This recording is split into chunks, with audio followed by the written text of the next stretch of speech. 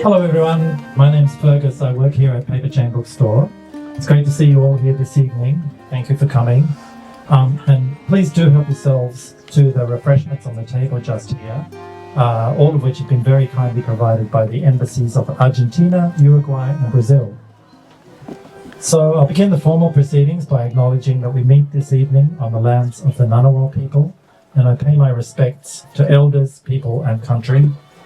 I'm pleased to introduce our guest speakers. We have Fabricio Tocco, author of the book that we're launching this evening, Precarious Secrets, A History of the Latin American Political Thriller. In conversation with Fabricio, we have Monique Rooney, who is a colleague of Fabricio's in the School of Literature, Languages and Linguistics at the Australian National University. So without further ado, I'll hand you over to Fabricio and Monique. Thanks very much. Hi everyone, great to see you all here this evening. It's my honour and pleasure to be here in conversation this evening with Fabricio on the occasion of the launch of his book, Precarious Secrets, A History of the Latin American Political Thriller. Could we start by you telling us a bit about your academic path, how you came to write about the political thriller? Is this the first time you've done so? Does it grow out of other research? Thank you, Monique. Thank you, Monique. Thanks, everyone, for being here tonight. I would say there's two stories to how this book was conceived. The first one, I think, goes to way back, even, I guess, before I was born, in the way most of these films and these novels talk about politics resonated with me very much because of where I grew up in South America, in Argentina, in Brazil. Before I was born in the 1970s, 1980s, there was the latest and the most brutal dictatorship in Argentina. And back then, when the state was kidnapping people who may or may not have been involved with politics, my dad, for instance, spent one night in prison. And he wasn't really involved in politics at all. And the fact that he was in prison kind of was a free card for him not to be abducted and be illegally detained. So it was a very striking paradox when I learned about that. And once the dictatorship was over and we were in democratic times and I was already born when I was a teenager, my dad was, I'm laughing, it's not really funny, but my dad was kidnapped and abducted by a group of policemen in a petty theft for a crime of, they were just wanted to steal his car, basically. And it was organized by policemen who were retired and who had worked for the dictatorship when they were policemen during the dictatorship. And that very striking paradox made me realize as I was growing up, and then in my life as a teenager, when we had to leave the country after a huge crisis in which 5 presidents were president of Argentina in 1 week, it made me realize the impact that politics have in daily life of daily citizens who may not be involved in politics very much, which is precisely the topic of political thriller.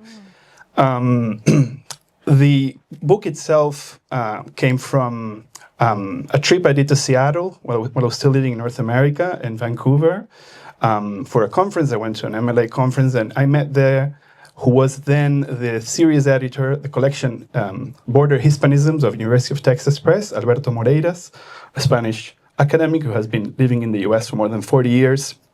And he talked about the possibility of doing such a history of a political thriller in Latin America because there wasn't one. And the more I saw these films, the more I realized how much it connected with my personal life because of this, because how thrillers are stories of how we are pierced through, right? That's a very interesting etymology of the word thriller, piercing through. We're thrilled when we watch films like this in many ways, right? We're moved and we feel, we'll talk about this again later, vulnerability. We feel vulnerable, much like the main characters of the stories feel vulnerable. And in political thrillers in particular, that thrilling, the one that does the thrilling is the political, right? So, I started working on the project in the pandemic. I watched around 300 films Of course, I didn't watch them all. I mean, there were more than those 300 films that I watched to what the genre is. You did watch 300. I did watch 300, yes. It was a pandemic, so it was the ideal scenario to do such a thing. While I was in Canada waiting to come here to Australia, I started writing, and well, here it is now. Wonderful. That's quite a personal history as well as a professional history. And I was fascinated by that idea of the thriller as piercing through. It's not something I had considered before.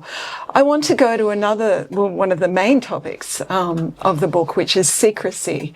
And you speak very fascinatingly, or you write very fascinatingly about the secret. As secrecy, you write, creates a kind of a space. But at the same time, secrets have this tendency to secrete. They spill out and therefore can create precarious situations. So could you talk a bit about Precarious Secrets, the title of the book in that sense? Yeah, so very strikingly, I found this very beautiful etymology of the word secret, which we don't necessarily think about secrets in relationship to space, because we think about secrets perhaps in relationship to content, right? We think more about the content, not so much the continent. But in the etymology of the word secret, it's very connected to the word discern, right? Secret, to separate, to secrete, as you said, to segregate. So I build a little bit the whole theory behind all these stories in connecting secrecy and space, because as you say, every secret requires a space where you would fit that secret, right? A box behind somewhere, underneath. So all these films play with all these layers, right? We could think of a very famous example of a political thriller that is not from Latin America, but that has Latin America there very centrally put, which is All the President's Men, with the Cuban conspirators that were at the Watergate Hotel. In that film, we can see very clearly how, for instance, secrets are placed in the depth of the parking lot, and then they're extracted by the journalists from the depths to the surface, right? So all these films play with all these metaphors, these ideas of how secrets are very connected with space. And then comes the idea of precarity, which I treat in a very ambiguous way or ambivalent way. The word precarity tends to be associated with money, with lack of money, with scarcity. But what we see in many Latin American films and novels in this genre is that precarity is also associated with less obvious things. For instance, with censorship, many films where they were placed in Mexico, for instance, a very powerful film in the late 80s. It's called Rojo Amanecer, Red Dawn, was, we could say, banked. It was censored, kept away for 6 months. Because of that, then the filmmakers couldn't receive funding to produce the film or to release it properly. So there's a lot of connections with precarity that are not obvious, that are not evident, that go beyond money, right? And then for instance, the idea of how power is represented in the stories is also connected to precarity, because politicians tend to be depicted as these very powerful, these powerful beings, and that is directly linked with how powerful is very evanescent, right? All the time is, as you said, sleeping away, much like secrets. So there's three concepts that appear throughout the book. A teacher once told me that if you don't want anyone to know a secret, you tell no one. So I guess this is one of the ironies or contradictions about the political thriller, is that these secrets are outing. Yeah. Exactly, yes. Yeah. Your book traces the political thriller in Latin America from the 1970s onwards in countries like Argentina, Brazil, Mexico, Chile, but also in places less discussed, Uruguay and Paraguay in particular. How would you define the political thriller as a genre? And what changes when we think about that genre in Latin America? So I'll start by saying yes. So the genre itself in Latin America kind of takes off in the 1970s, but the book starts much earlier. From the first chapter of the book, I analyze, because we tend to associate, I think, genre films like political thrillers in general, with Hollywood, and I discovered that one of the first usages of the word thriller in English is linked to an adventure novel that is American, but is set in Chile and Peru in the early 1900s. So I trace a whole history of depictions of Latin America in American and European thrillers. There's like 70 years of that going on until the genre is kind of adopted by local filmmakers. And there's a reason for this delay, which is that, we'll talk about this when we go back to the documentary, the question about documentary. Yes, I read the questions before. These genres, like thrillers, political thrillers in general, were perceived by Latin American filmmakers, who were often very connected with the left, as imperialistic, right? They were perceived as Hollywood film genres or genre film, so they were perceived to be very conservative. So most of these filmmakers started working with documentaries, and then they moved on to political thrillers. And to define what is a political thriller, I think about the idea of what is explicit, right? Lots of films, and there's a discussion about this in the book. Lots of films are considered to be political, although they don't necessarily deal explicitly with politics or politicians, and that's where I draw the line, because if everything is political, then nothing really is political, right? So I have analyzed thrillers, so stories in which the hero, basically, or the victim, the main character, is very vulnerable, is escaping a threat in a very explicitly political narrative. I would say that that's a definition of what a political thriller is. And there's different kind of topics. Typically, there's the portrayal of either a corruption scandal, like in All President's Men, or in Latin America, we have a lot of films that are, in this sense, very original, which are stories of the guerrilla movements that arise in Latin America without necessarily advocating for them or condemning them, just portraying them in a historical way, through the typical conventions of the thriller. We have then films that depict revolutions, like the Cuban Revolution. We have films that, and this perhaps is the biggest kind of theme in Latin American political thrillers, the search for the desaparecidos, the human beings who were kidnapped illegally by the state, which is what I started the conversation with during the dictatorships. The human rights movements after the dictatorship that go back to all these disappeared people, forcefully disappeared people. This is more or less, I hope that this answers your question. Definitely. Just coming back to secrets for a moment, detouring from the questions that you've read. The binaries that you come back to persistently, arcane sedition and arcana domination. Yep. Am I pronouncing correctly? So there we have a secret or that is dominating, whether it's because of state power, and then a secret that is more tactical. And that's a structure that also repeats across the book. Across the various films and novels that you look at. Yeah, it's an idea by an Italian philosopher called Norberto Bobbio. He distinguishes between two types of secrets, arcana dominationis and arcana seditionis. So basically, the secrets of the state, the secrets of power, and the secrets that want to go against the state. So all this, not every secret is equal, right? All the secrets are in battles in these stories. Yeah. So the question about documentary, I found this a very striking aspect of the book. The way in which the political thriller in Latin America context sits alongside documentary often, sometimes even using archival footage or a kind of stripped back realism. So what does that proximity to documentary mean for the political thriller in Latin America? Yeah, well, as you said, some of these filmmakers started working on political thrillers almost reluctantly after having done documentaries. And then they used their techniques they learned during documentaries, embedding real historical footage in their fictional stories.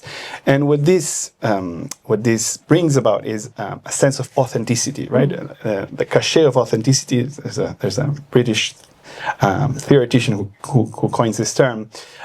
This idea that we have the real thing, right? We have the real political events, televised as they were, and it brings a more enhanced version of realism. At the same time, it also can obscure that whole event, right? Because many of these televised events can't capture really what happens, especially in the context of forceful disappearance. There's a very interesting tension there between what is filmed on TV and what is not possible to be filmed, possible to be represented. What is actually secret and not. Exactly, yes. What is off screen and what is televised. And then it also has to do with the fact that many of these films were made with very shrunk budgets, right? Very, very small budgets. So they would use, for instance, in Uruguayan film. So this book is associated with a documentary that was that premiered last year, and it's on SBS On Demand. And one of the filmmakers who we interviewed in this documentary talks about how he was between the situation in which he was faced with having to refilm, like recreate a whole election campaign, or put the footage from the TV of the news of that day where those elections happened. And so it's a kind of a shortcut for a precarious budget. So it also responds a little bit to that. Yeah. Yeah, that seems wonderful to me, and absolutely integral to the authenticity that the low budget means that it has to be pared back. Yes. Another of the things I really appreciated is how clearly the book maps out the terrain of the political thriller. Moving, as you said at the beginning, from its early genealogy. I think we have it in the adventure. Tales, yeah. Tales, which was a surprise to me to learn that the political thriller might begin with the adventure, through to more recent films dealing with dictatorship, memory and transition. So could you talk to us a bit about the structure of the book in that sense? Yeah, so the whole connection between very dissimilar genres, like the adventure tale, we can think about Robinson Crusoe, The Treasure Island, or Oronuco, or even not an adventure tale, but Shakespeare's The Tempest. All these stories have in common that they're set in Latin America and the Caribbean, although they're, of course, English literature or American literature. All these stories have in common this element of going beyond the mundane existence, right? Going beyond, like physically beyond the mundane life of the person who travels to the Caribbean or Latin America, and then experiences all these adventurous situations. And the thriller takes that sense of adventure, sense of going beyond our daily lives, our mundane existences, our prosaic routines.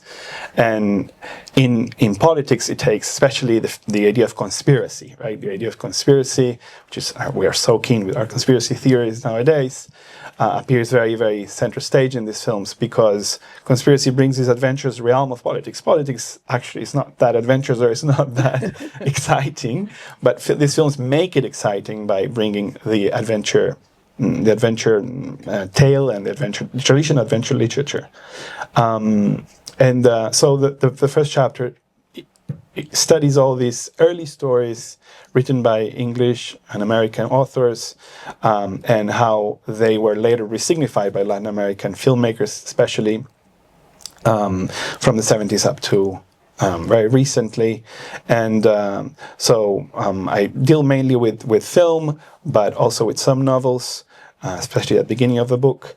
And they are kind of grouped by themes. So in the third chapter, I talk about films from the 1970s and 1980s in Mexico, Argentina, and Peru, and how they depict massive killings, massive shootings that happen in Mexico, in Argentina and Peru. And the points they might have in common, which is not necessarily obvious because these filmmakers were working independently. Sometimes they would meet, sometimes they would get to know their works, but it's not like it is now, of course, where it's much more accessible and much more, everything that every filmmaker does is much more visible and accessible from any other filmmaker. Back then it wasn't like that.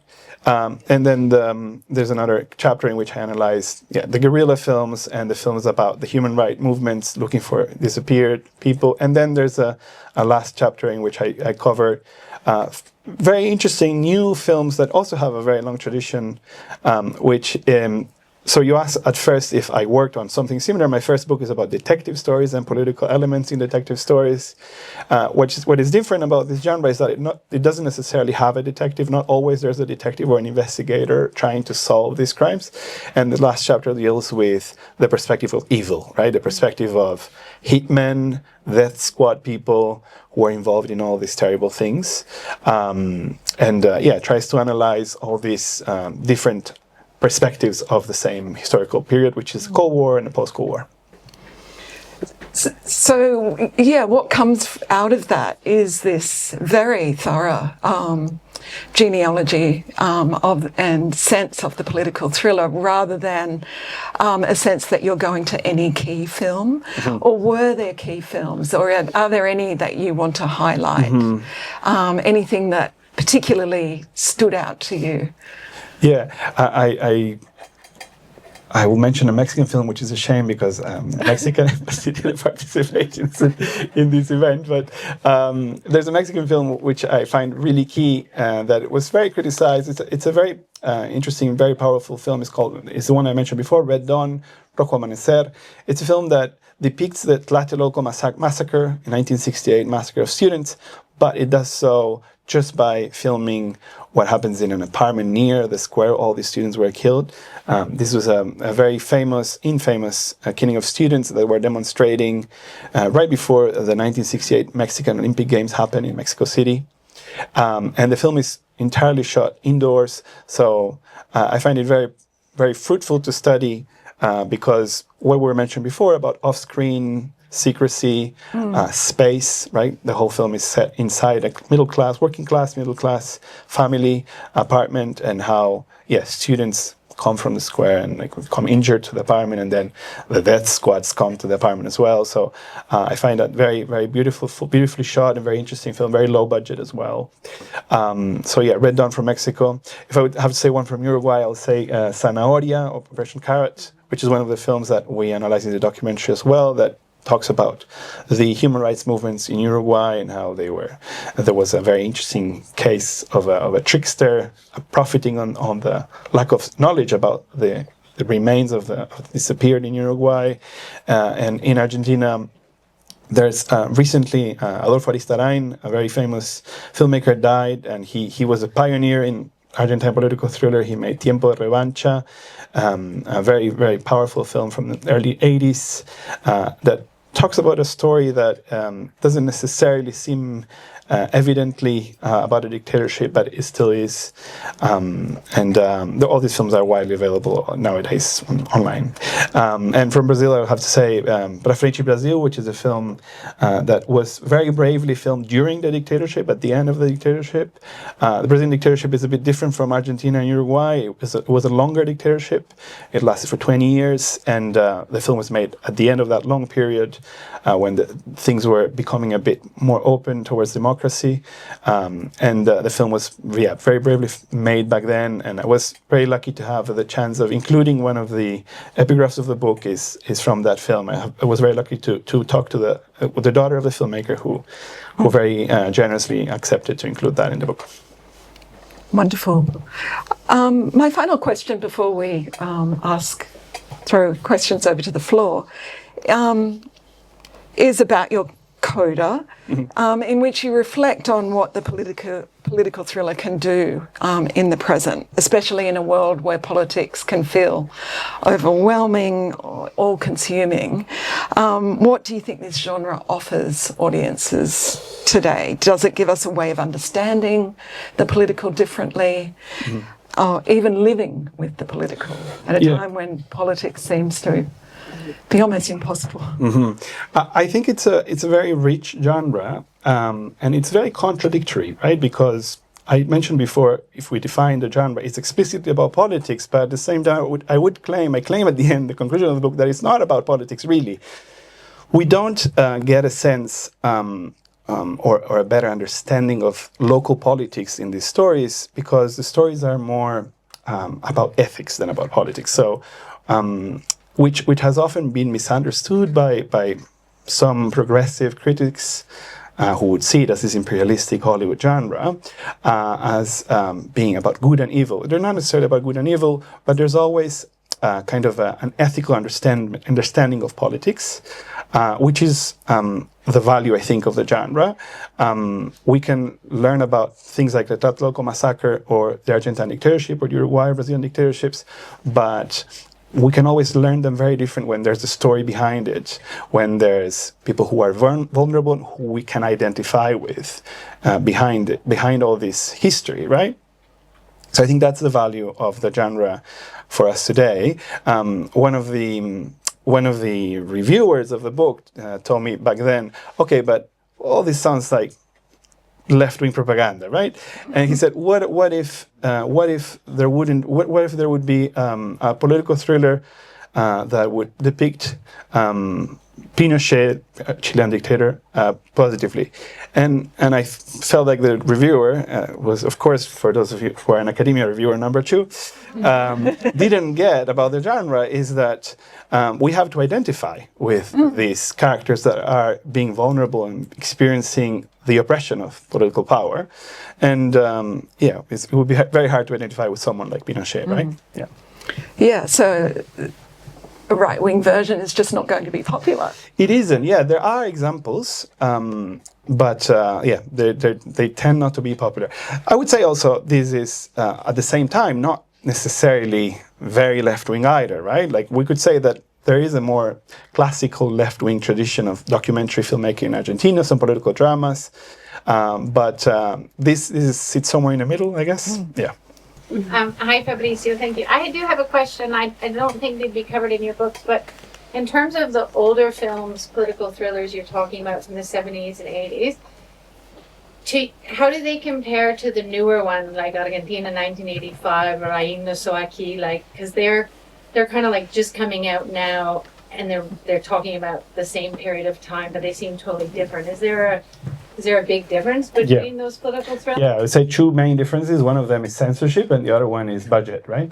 So those films that were made in the 70s and 80s were made in precarious conditions, in very literal terms. They were made secretly. They weren't necessarily divulged that these films were being made. For instance, even a film that we don't necessarily tend to associate with a dictatorship, such as La Historia Oficial, the official story that won an Academy Award, was a film that was released during the democratic times, that it was filmed still during dictatorship, and it was filmed secretly, right? So you can tell that they're being much more careful with, for instance, the appearance of political figures. They don't appear explicitly in the stories, whereas we have to wait up to 2011, for instance, to see stories of guerrilleros, guerrilla people, explicitly depicted in stories, politicians that look...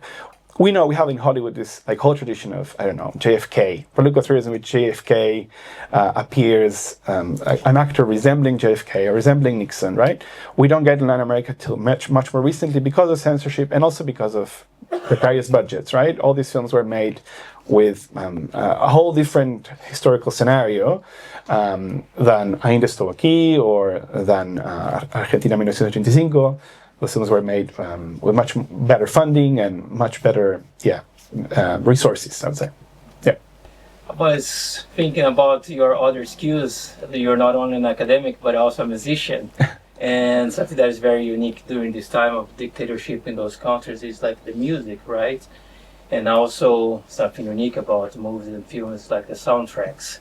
So could you tell us a little bit how music influenced or shaped a little bit like your search and also like the content in your book?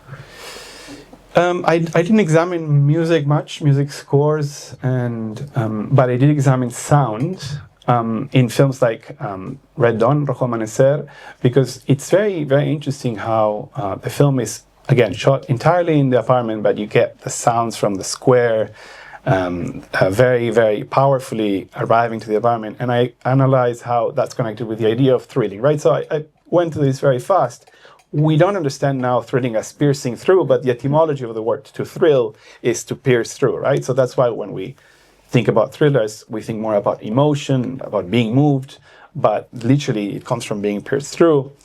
When I talk about how sound is a way of piercing through and producing political affect in that story, right? How through sound we get much more than a testimony of how the killing was, for instance, right? You have the documentary on SBS. You have this book. Is a script somewhere down the line. Is that something that could interest you? No. But so this, I'm happy to say that this book is currently being translated to Spanish, and it will be published in Argentina next year. Wow. Yeah. Well done. Yeah. For now, that's the life of the book. On that note, we should say congratulations, Fabricio, on a brilliant achievement.